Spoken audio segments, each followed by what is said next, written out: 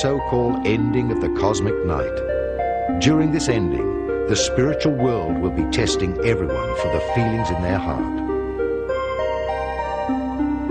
After the year 2011, a cosmic day will begin.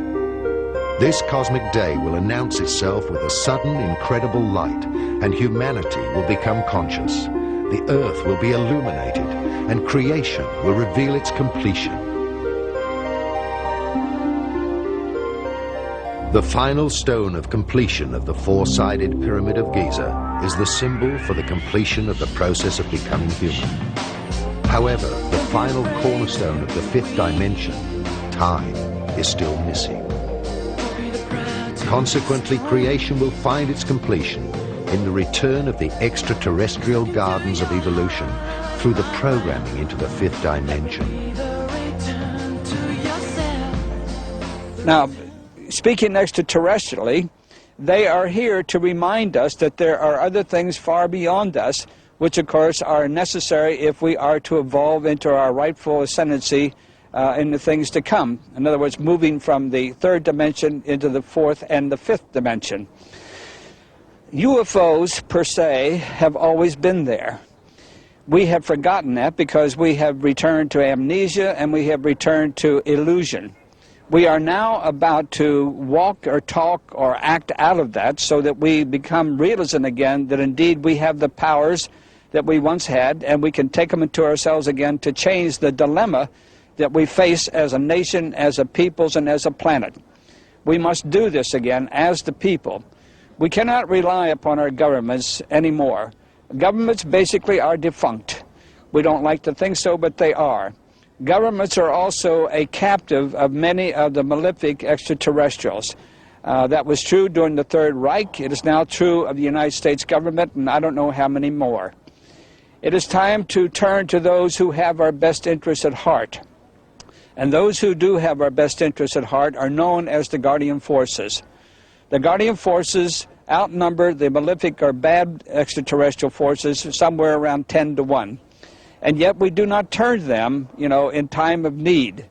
Again, to invoke them, again to get them to step in our direction and to assist us, we must do so through prayer and meditation and love and light and balance. And if we do that again, then we invoke the power, if you will, of the guardian forces. We give them the necessary power which they need to deter the malefic forces, including the wormwood planet. These things, of course, are very simple, and I think for some people they're too simple. They would rather think that we have to turn to some advanced type of technology or some advanced type of weaponry. Those days are over. If we are to graduate as a planet and a peoples, we must return to the godly principles that we once exercised and had when we first came here, or before we actually came here from the fourth dimension into the third. We must return to that godliness. We are in the last days, and the battle of the spiritual powers to win over souls has started. Old and new prophecies are to be understood symbolically. The Last Judgment has already begun. The experience will be different for everyone. The time factor rapidly decreases during these last years, and every one of us will reap increasingly faster the harvest of the seeds that we have sown in order to fulfill our karma. A purification never experienced before will affect all areas of life. Apart from the external chaos caused by wars, earthquakes, and other environmental disasters, the truth of the so-called good citizen will fall apart. No one will be able to hold on to anything. Few will realize that we are right now living in the time where the souls will be separated. Now, instrumental in that, of course, are the ones that we know as UFOs, or the extraterrestrial consciousness. We know, too, that there are two types of extraterrestrial consciousness. One is good, or you might say they have our best interests at heart. The other one does not, and they are the malefic ones. I don't want to go too far with that.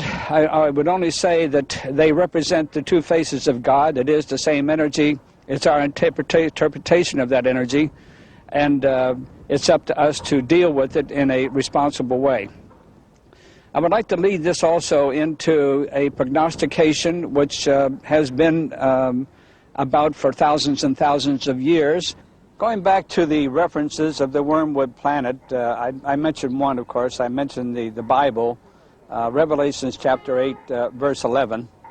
I would also like to make reference to the Sumerian text. If you were to review the Sumerian text, which is the first recorded history, of course, of what is known as wormwood, you will find then that it progresses up through the Chaldean chronicles, Babylonian chronicles, and on into the Judean culture and chronicles. And of course the latest of that being the Bible under Revelations chapter 8 verse 11. Now what is the wormwood planet? Well, there's many speculations about the wormwood planet, but I don't think that speculatively we can deny that it exists, because there's proof, although not written, but there's enough proof at hand and at large at this point in time that world government is fully aware of the so-called wormwood planet. It isn't the first time that the wormwood planet has visited our planet and caused mass devastation and chaos. It's been here, of course, over a period of thousands and thousands of years, and there's scientific proof and also materialistic proof that they have flipped the axis of this planet over 330 times in the past. A new superhuman being will be born. Earth is now close to the birth of its new human being before she enters the full light of the day of the golden age. Dawn has already started. The ascension is the resurrection. Many are being called, but only a few are chosen to become the seed for the new mankind, because the spirits will soon be separated. The vampires will not survive the harsh light of the new day of creation.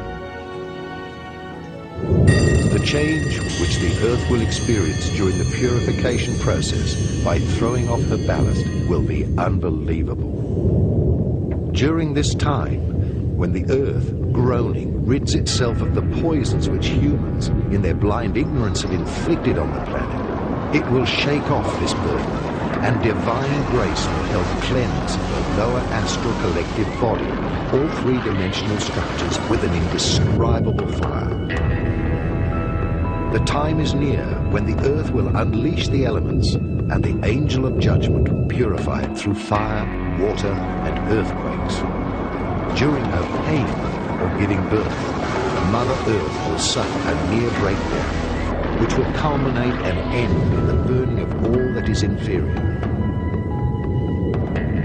The darkness of this world, the afterbirth, will be burnt, and a new humankind will be born. Before this climax, there will only be two parties left, the three-dimensional and the five-dimensional people, who are able to integrate their light body. On the day X, the spirits will be separated. In the same way that it happened during the days of Noah, it will occur again during the days of the human son.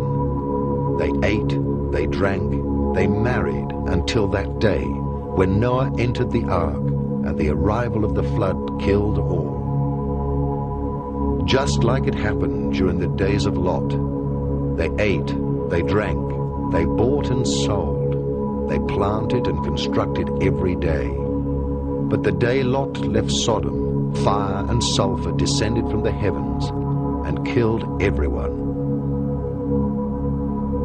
So it will happen when the Son of Man is revealed. Whoever will be on the roof on that day and leave his coat inside the house should not return downstairs to get it. And whoever is out in the field should not turn back. Just remember Lot's wife. I say unto you, during that night, when a couple will be in bed, one will be taken, the other left behind. Jesus used Noah as an illustration of end times. He indicated that just as it was in the days of Noah with the flood, so at the end of time there would be devastation. And just as the flood cleansed the world of that time of sin, so with the coming of Jesus there will be a flood of fire that will cleanse the earth. One can visit the area of Mount Ararat, which is the area of eastern Turkey. Ararat, of course, covered the area of Armenia, Turkey, some of Iraq, quite a large area. And in the Tenderek Mountains there, across from Agridag, which is the mountain that is usually referred to as Mount Ararat today, there's been quite a bit of focus of attention upon a boat-like shape in recent times.